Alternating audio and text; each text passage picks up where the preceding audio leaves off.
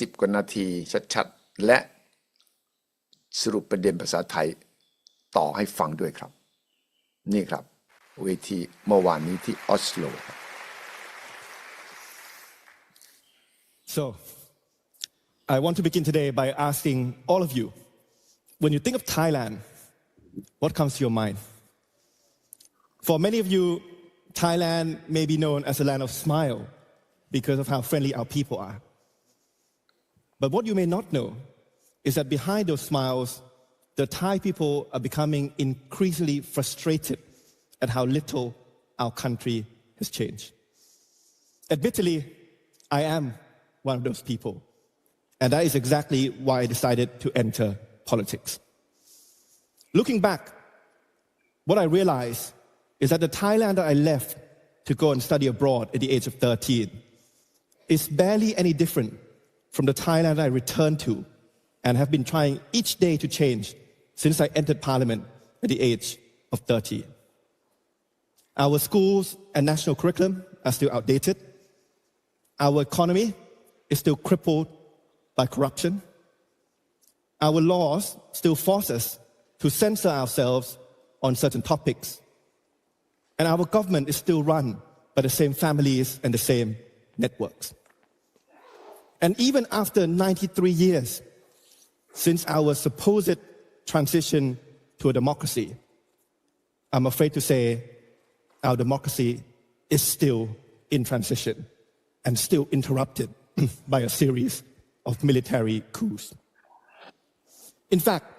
almost exactly 11 years ago today, General Prayut Chan-o-cha staged a military coup to take power away from the people, eventually installing a military-drafted constitution that is still in force today and has expanded the powers of unelected institutions at the expense of elected representatives. He initially tried to justify that his crime against democracy was necessary in order to bring stability and to end corruption. But when time passed and the COVID crisis came in 2020, it became clear, even to his previous supporters,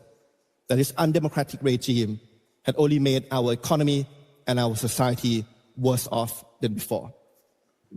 This then became a very important stimulus for many of our young people to take to the streets and demand a democratic system where power truly belongs to the people. Young students were rising up against authoritarian rules and practices in schools. Young activists were calling out for some of the most expansive reforms of our free speech laws and political institutions. And young workers were standing up to a government that they felt was misusing their hard-earned tax money. However, these young people were rewarded with water guns and criminal lawsuits. I also found myself summoned by the police for allegedly violating the country's emergency decree simply for speaking at one of their activities. And even though the movement on the streets eventually faded, the sentiment for change amongst the Thai people only strengthened. 2 years ago, I was one of many young people who decided to quit our full-time job to run as candidates in the general election, hoping to change the country from within parliament. And in general, young people up and down the country played a huge part in spreading our message, in cutting TikTok clips from TV debates, and in convincing their families, their parents, their grandparents to go out and vote for change. And vote for change they did. More Thais went out to vote than ever before in history. 70% of them voted for the two core parties that stood against the military government. And the Move Forward party that I ran with defied all expectations in coming first. Things were looking really bright. And I really felt that we were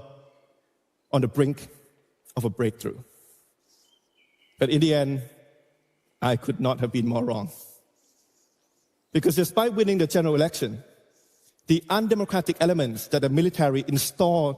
in our constitution combined to block us from taking office. The military-appointed senators forced us into opposition. while some parties went back on their pre-electoral promise to form a coalition government with parties tied to the military regime. 2 years on since then, ordinary Thai citizens are still paying the price every day for the subsequent failure in our democratic transition. Many young people, some almost as young as half my age, have been forced into exile or in prison for their involvement with the protests back then. Some academics that I've talked to, both local and foreign, have been threatened or even arrested on serious allegations of sedition or royal defamation. And millions of Thai workers that I met on the campaign trail are now struggling to make ends meet and are losing hope under a political system that is unaccountable and unresponsive to their needs. So the big question here is, why is change so difficult in Thailand, even though the people overwhelmingly voted for one? Well, if the past 2 years in Parliament have taught me anything, it's that most people do see and do understand the need for change. But the reason change has not happened in Thailand is because we have some people who lose out from change and are fighting very hard to protect their interests that go against core democratic values. On the one hand, these people are getting smarter at retaining their grip on power. They know that military coups are no longer in trend, so they've come up with non-military innovations to crack down the opposition without a tank in sight.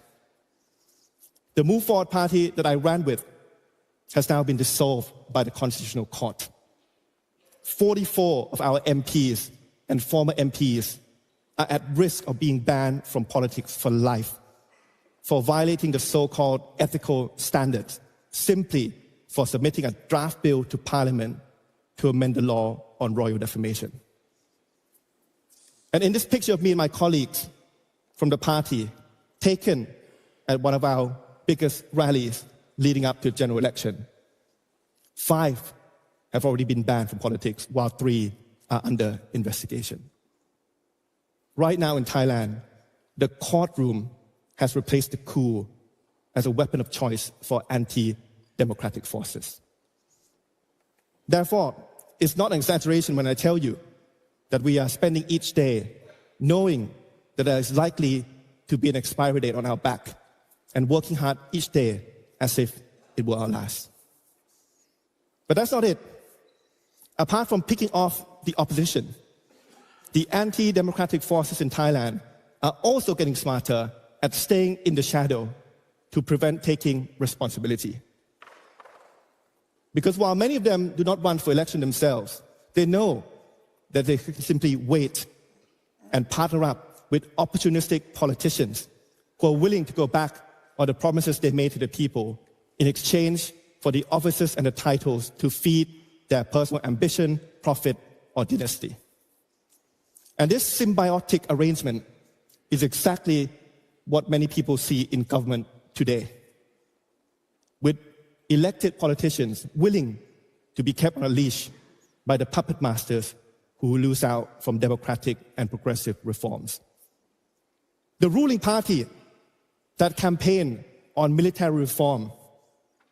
are now not even willing to disclose officially or be honest with the people on how many military generals there are in Thailand. The ruling party that made ambitious promises to increase our minimum wage and slash our electricity bills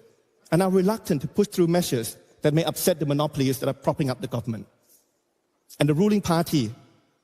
that used to acknowledge and make grand statements about our political prisoners and laws that are suppressing our free speech have now lost the conviction to push through measures in Parliament to resolve these issues. So the question is, how do we, as a country, as a community, lift Thailand out of this pit? Well, the honest answer is, I don't know. If I knew, I probably wouldn't fly all the way here in the hope that some of you may have the key to the answers. But what I do know is that change will happen if we can unite diverse groups of people to converge and together rally for that particular change. And the reason I say this is because despite the little progress that we have seen in Parliament over the past 2 years, there was one significant and notable exception that highlights this point. Last year,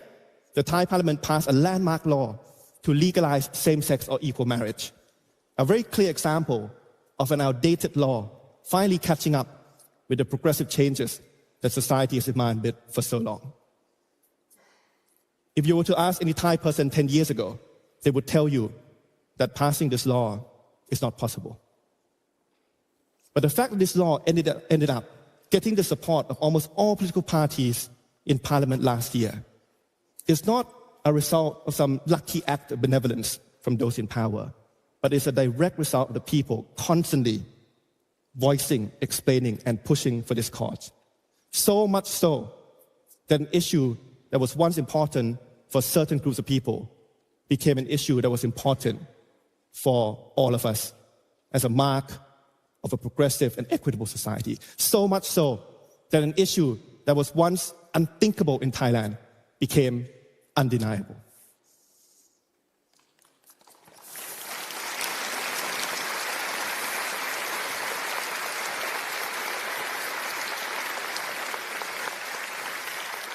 So,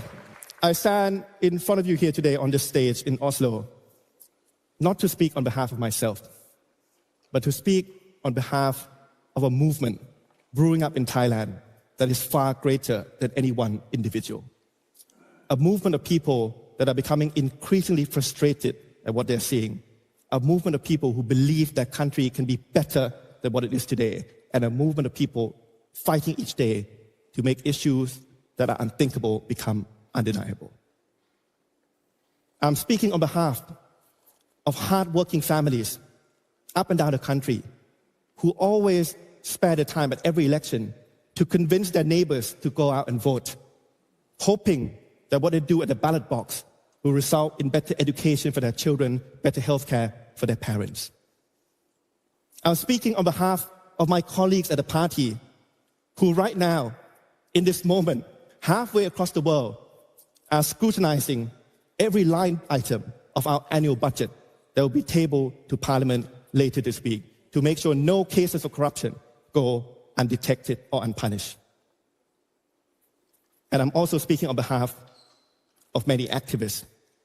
who are fighting from within their own prison cells,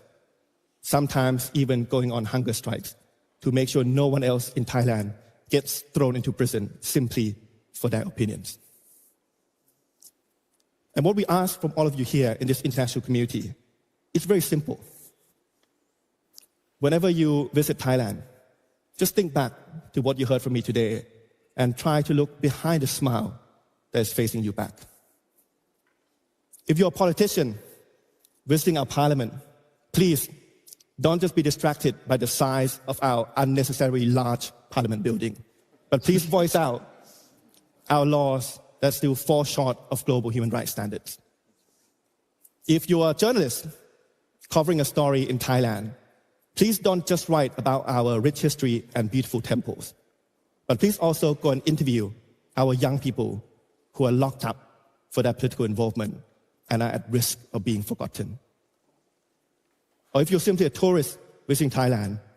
please don't spend all your money in our large shopping malls in the center of Bangkok, but please go out and support our local businesses that are struggling against pro-monopoly regulations and a pro-monopoly regime. After 93 years since our supposed transition to a democracy, I believe we are closer than ever to a breakthrough. And together, if we keep pushing bit by bit, the tipping point will come, and what was once unthinkable in Thailand will become undeniable. Thank you very much. นี่ครับคำนี้ที่ไอติมไปพูด The unthinkable becomes the undeniable อะไรที่เคยคิดว่าเป็นไปไม่ได้ต้องทำให้เป็นสิ่งที่ปฏิเสธไม่ได้หมายความว่าความเปลี่ยนแปลงไม่ว่าจะยากเย็นแสนเข็ญขนาดไหนเป็นไปไม่ได้ณนาทีนี้วันหนึ่ง ต้องทำให้มันเป็นสิ่งที่ปฏิเสธไม่ได้ว่าความเปลี่ยนแปลงนั้นต้องมาคำพูด15 นาทีภาษาอังกฤษของไอติมทีม AI ของเราครับปัญญาประดิษฐ์ฟังอย่างตั้งใจและจะสรุปให้ฟังเป็นภาษาไทยครับปัญญาประดิษฐ์ครับได้ค่ะปาฐกถาของคุณพิวิทย์วัชรสินธุหรือคุณไอติมที่ Oslo Freedom Forum เนี่ย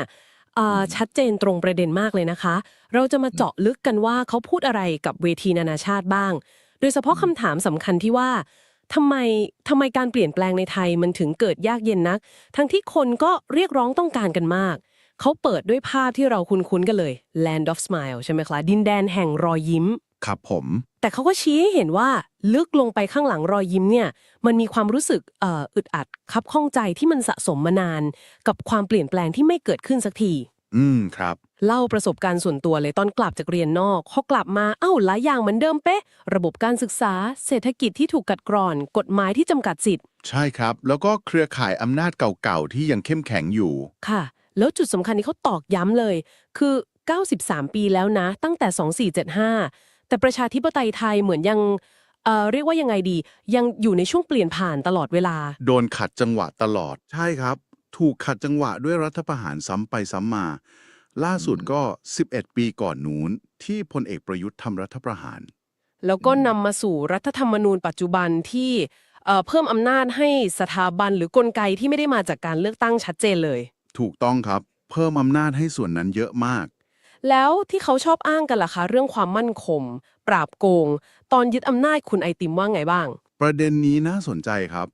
เขาชี้เลยว่าไอ้ข้ออ้างพวกนั้นน่ะสุดท้ายมันพิสูจน์ตัวเองแล้วโดยเฉพาะช่วงโควิดที่ผ่านมาเนี่ย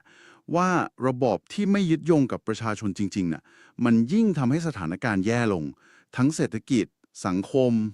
กลายเป็นเหมือนฟางเส้นสุดท้ายเลยครับผมทำให้คนรุ่นใหม่ทนไม่ไหวออกมาเคลื่อนไหวครั้งใหญ่เลยในปี 2020 เรียกร้องประชาธิปไตยกันจริงจังแต่การเคลื่อนไหวตอนนั้นก็เจอการตอบโต้ที่ค่อนข้างรุนแรงนะคะทำการใช้กำลังเข้าปราบปรามแล้วก็การใช้กฎหมายเล่นงานใช่ครับหนักหน่วงทีเดียวแม้แต่ตัวคุณไอติมเองตอนนั้นก็โดนคดีด้วยพอไปร่วมกิจกรรมความต้องการการเปลี่ยนแปลงเนี่ยมันไม่ได้หายไปไหนมันกลับฝังรากลึกลงไปอีกแล้วมันก็แสดงออกมาให้เห็นจริงๆชัดเจนมากในการเลือกตั้งครั้งประวัติศาสตร์เมื่อ2 ปีก่อนใช่เลยค่ะคนออกมาใช้สิทธิ์เยอะสุดๆเป็นประวัติการณ์ตั้ง 70% น่ะแล้วเสียงส่วนใหญ่ก็เทไปให้ฝ่ายค้านเดิมครับโดยเฉพาะพรรคก้าวไกลที่คุณไอติมสังกัดอยู่ได้คะแนนมาเป็นอันดับ1เลยตอนนั้นคือความหวังมาเต็มมากว่านี่แหละคือจุดเปลี่ยนจริงๆสักทีแต่แล้วความหวังนั้นมันก็เหมือนพังทลายลงไปค่ะตรงนี้แหละค่ะที่มันซับซ้อนแล้วก็น่าคิดมากที่สุดครับชนะเลือกตั้งได้เสียงอันดับ1แต่กดตั้งรัฐบาลไม่ได้เพราะอะไรคะก็เพราะกลไกในรัฐธรรมนูญฉบับนั้นแหละครับอย่างอำนาจของวุฒิสมาชิกสวที่มาจากการแต่งตั้งโดยคสช.เดิมให้มีสิทธิ์ร่วมเลือกนายกบวกกับเกมการเมืองการเปลี่ยนขั้วการย้ายข้างของบางพรรคการเมืองค่ะมันเลยสกัดพรรคอันดับ1จนสุดท้ายกลายเป็นฝ่ายค้านไปซะงั้นถูกต้องครับกลายเป็นฝ่ายค้านทั้งที่ชนะเลือกตั้งมาแล้วผลกระทบมันตกอยู่ที่ใครแหละทีนี้ก็ประชาชนคนธรรมดาเนี่ยแหละเนาะใช่เลยครับคนรุ่นใหม่ที่เคยมีความหวังก็ผิดหวังบางคนก็ถูกดำเนินคดีติดคุกบางคนต้องลี้ภัยไปต่างประเทศนักวิชาการที่ออกมาพูดก็โดนคุกคามครับแล้วก็คนทำงานหาเช้ากินค่ำที่คุณไอติมเล่าว่าเจอตอนหาเสียงก็ยังต้องดิ้นรนกับปัญหาปากท้องปัญหาเดิมๆและมันก็เกิดความรู้สึกสิ้นหวังในระบบการเมืองที่ดูเหมือนจะไม่ตอบสนองเสียงของพวกเขาเลยครับมันเลยเกิดเป็นคำถามใหญ่ๆขึ้นมาว่าทำไมการเปลี่ยนแปลงมันถึงได้ยากเย็นขนาดนี้ทั้งที่เสียงส่วนใหญ่ก็ดูจะชัดเจนแล้วนะแล้วเขาวิเคราะห์ว่ายังไงต่อคะการวิเคราะห์ของคุณไอติมก็ชี้ไปที่กลุ่มอำนาจเดิมกลุ่มคนที่ได้ประโยชน์จากโครงสร้างที่เป็นอยู่ก็แน่ละสิคะเขาก็ไม่อยากให้เปลี่ยนแน่นอนครับเขาก็ต้องพยายามต่อสู้ทุกวิถีทางเพื่อรักษาสถานะเดิมเอาไว้แล้วที่น่าสนใจคือเขาบอกว่ากลุ่มคนเหล่านี้ปรับตัวเก่งขึ้นด้วยนะปรับตัวยังไงคะคือรู้แล้วว่าการใช้รถถังออกมาตรงๆแบบเดิมๆมันอาจจะไม่ได้ผลหรือว่าภาพลักษณ์มันไม่ดีเท่าเดิมแล้วค่ะ ก็เลยหันไปใช้เรียกว่านวัตกรรมอื่นๆ ที่มันดูแยบยลกว่าเดิม หมายถึงการใช้กระบวนการทางกฎหมายหรือองค์กรอิสระต่างๆ เป็นเครื่องมืออะไรแบบนั้นหรือเปล่าคะถูกต้องเลยครับชัดเจนมาก เช่นการใช้ศาลรัฐธรรมนูญในการสั่งยุบพรรคการเมืองฝ่ายตรงข้าม อย่างกรณีล่าสุดที่พรรคก้าวไกลกำลังเผชิญอยู่ หรือความพยายามตัดสิทธิ์สสใช่ไหมคะตั้ง44คนเสี่ยงโดนแบนตลอดชีวิตใช่ครับเพียงเพราะว่าพวกเขายื่นร่างแก้ไขกฎหมายอาญามาตรา112ซึ่งเป็นเรื่องที่ละเอียดอ่อนมากมันเหมือนกับการใช้กฎหมายเป็นอาวุธแทนที่จะเป็นกลไกสร้างความเป็นธรรมๆว่างั้นก็ได้ครับคือใช้กฎหมายเพื่อกำจัดคู่แข่งทางการเมืองนอกจากนี้ยังมีอีกประเด็นที่น่าสนใจที่คุณไอติมพูดถึงเรื่องการจัดการแบบพึ่งพาอาศัยกันอันนี้คืออะไรคะอ๋อครับอันนี้คือเขามองว่ากลุ่มอำนาจเดิมอาจจะไม่ได้ลงมาเล่นเองในสนามการเมืองโดยตรงเสมอไปแต่อาจจะทำงานอยู่เบื้องหลังคอยดีลคอยจับมือกับนักการเมืองบางกลุ่มประมาณนั้นครับจับมือกับนักการเมืองที่อาจจะยอมแลกอุดมการณ์หรือคำสัญญาที่เคยให้ไว้ตอนหาเสียงเพื่อแลกกับตำแหน่งหรือผลประโยชน์บางอย่างทำให้เกิดสภาวะที่เรียกว่ารัฐบาลปัจจุบันมันเหมือนมีเงื่อนไขบางอย่างมีข้อจำกัดใช่ครับเหมือนมีผู้ชักใหญ่อยู่เบื้องหลังทำให้ไม่กล้าผลักดันนโยบายปฏิรูปที่เคยหาเสียงไว้อย่างเต็มที่ไม่ว่าจะเป็นเรื่องปฏิรูปกองทัพการขึ้นค่าแรงครับหรือการแก้ไขกฎหมายบางฉบับที่กระทบต่อเสรีภาพของประชาชนมันเหมือนมีอำนาจซ้อนอำนาจอยู่นะครับฟังดูแล้วท้าทายมากๆเลยนะคะแล้วอย่างนี้ทางออกมันอยู่ตรงไหนล่ะคะคุณไอติมได้เสนอทางออกไว้บ้างไหมคือเขาก็ยอมรับนะครับว่ามันไม่มีคำตอบสำเร็จรูปไม่มีสูตรวิเศษอะไรหรอกค่ะแต่เขายังเชื่อมั่นในพลังของที่คนหลากหลายกลุ่มมารวมตัวกัน แล้วก็ผลักดันเป็นประเด็นไปเหมือนกรณีของกฎหมายสมรสเท่าเทียมที่เขายกตัวอย่างใช่เลยครับเขาบอกว่าเรื่องสมรสเท่าเทียมเนี่ยครั้งหนึ่งมันเคยเป็นเรื่องที่ดูคิดไม่ถึงเป็นไปไม่ได้เลยในสังคมไทยแต่ตอนนี้มันกลายเป็นเรื่องที่ปฏิเสธไม่ได้แล้วถูกต้องครับเพราะอะไรก็เพราะการขับเคลื่อนอย่างต่อเนื่องยาวนานของภาคประชาชนของนักกิจกรรมของหลายๆฝ่ายที่ช่วยกันผลักดันมาตลอดแสดงว่าปาฐกถานี้จริงๆแล้วมันไม่ใช่แค่เสียงของคุณไอติมคนเดียวสินะคะไม่ใช่เลยครับเขาเน้นย้ำว่านี่คือเสียงของขบวนการที่มันใหญ่กว่านั้นที่กำลังก่อตัวขึ้นมาในสังคมไทยคือเสียงของใครบ้างคะก็คือเสียงของคนที่รู้สึกอึดอัดคนที่เชื่อว่าประเทศไทยมันดีกว่านี้ได้คนที่ต่อสู้ผ่านกลไกในสภาอย่างการตรวจสอบงบประมาณไปจนถึงนักกิจกรรมที่ต่อสู้แม้กระทั่งตอนอยู่ในเรือนจำครับผมทั้งหมดนี้คือพลังที่กำลังค่อยๆก่อตัวขึ้นเขาก็เลยฝากข้อความไปถึงประชาคมโลกด้วยใช่ไหมคะใช่ครับฝากไว้ชัดเจนเลยว่าถ้ามีโอกาสมาเยือนประเทศไทยขอให้มองลึกลงไปหน่อยอย่ามองแค่รอยยิ้มผิวเผินถ้าเป็นนักการเมืองก็ช่วยส่งเสียงช่วยพูดถึงกฎหมายบางอย่างที่มันอาจจะยังต่ำกว่ามาตรฐานสิทธิมนุษยชนสากลครับถ้าเป็นสื่อมวลชนก็ลองไปสัมภาษณ์ไปฟังเสียงคนรุ่นใหม่ที่ถูกจำกัดอิสรภาพดูบ้างหรือถ้าเป็นนักท่องเที่ยวธรรมดาก็อาจจะช่วยสนับสนุนธุรกิจเล็กๆธุรกิจท้องถิ่นที่กำลังพยายามต่อสู้กับระบบผูกขาดในประเทศครับผมเป็นการเรียกร้องให้มองเห็นภาพที่ซับซ้อนขึ้นของประเทศไทยแม้ว่าฟังดูแล้วเส้นทางมันอาจจะยังดูยาวไกล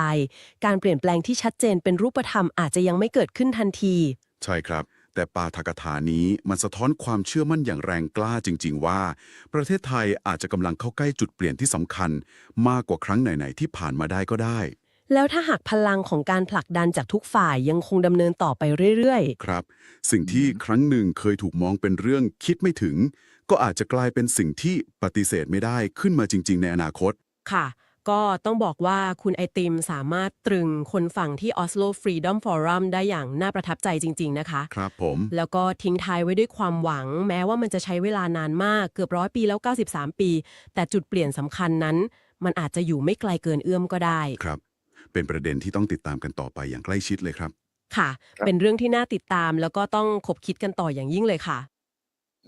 ขอบคุณมากครับ AI ปัญญา AI ประดิษฐ์สรุปได้คล่องแคล่วเหมือนกับเป็นนั่งอยู่ข้างเวทีที่ออสโลเมื่อวานนี้เลยว่าได้ฟังทุกประโยคของคุณไอติมซึ่งมีความมุ่งมั่นตั้งใจตั้งคำถามที่คนไทยทุกคนก็คงจะคิดตรงกันว่าทำไมความเปลี่ยนแปลงจึงเกิดขึ้นได้ยากเหลือเกินในประเทศไทย Why is change so difficult in Thailand ทั้งที่ประชาชนส่วนใหญ่ต้องการเห็นความเปลี่ยนแปลงต้องเห็นการปฏิรูปเพราะว่าอยู่อย่างนี้ต่อไปชีวิตคงลำบากมากยิ่งขึ้นอีกนี่ครับไอติมอายุอาจจะยังไม่ถึงพอที่จะเป็นรัฐมนตรีหรือนายกรัฐมนตรีโดยซ้ำไปแต่นี่คือนักการเมืองรุ่นใหม่ที่เราฝากความหวังว่าการเมืองที่ซื่อตรงต่อประชาชนการเมืองที่ทำการบ้านศึกษาสาระเนื้อหาผลักดันแก้กฎหมายและทำให้ประชาชนมีความหวังว่าอนาคตมันต้องดีกว่าวันนี้เพราะอย่างที่เราเห็นถ้าวันนี้คือที่มาของอดีตวันนี้เป็นวันที่เราไม่พึงปรารถนาแต่พรุ่งนี้หวังว่าจะต้องดีกว่าวันนี้และต้องดีกว่ามากๆด้วยเราถึงจะมีความหวังว่าประเทศชาตินี้จะไปข้างหน้าได้ขอบคุณทุกท่านที่ติดตามครับสวัสดีครับสวัสดีครับผมสุทธิชัยหยุ่นนะครับขอยืนยันว่าผมไม่มีส่วนเกี่ยวข้องใดๆกับคลิปประกาศโฆษณาผลิตภัณฑ์รักษาโรคอาหารเสริมหรือแม้กระทั่งเว็บพนันไม่มีส่วนใดๆเกี่ยวข้องกับสุทธิชัยหยุ่นอย่าหลงเชื่อมิจฉาชีพอย่าไปกดอย่าไปเชื่ออย่าไปหลงกลเขาครับ 1.5 ล้านแล้วครับ 1,500,000 คนผู้ที่ติดตาม Subscribe สุทธิชัยไลฟ์ใน YouTube ขอบคุณทุกท่านนะครับที่กดแชร์กดไลค์และขอบคุณเป็นพิเศษสำหรับผู้ติดตามสุทธิชัยไลฟ์ใน YouTube ที่กด Super Chat Super Sticker เป็นกำลังใจให้กับทีมงานของผมครับ 1.5 ล้านวันนี้ตั้งเป้า 2 ล้านก่อนสิ้นปีขอบคุณทุกท่านที่ช่วยกันครับ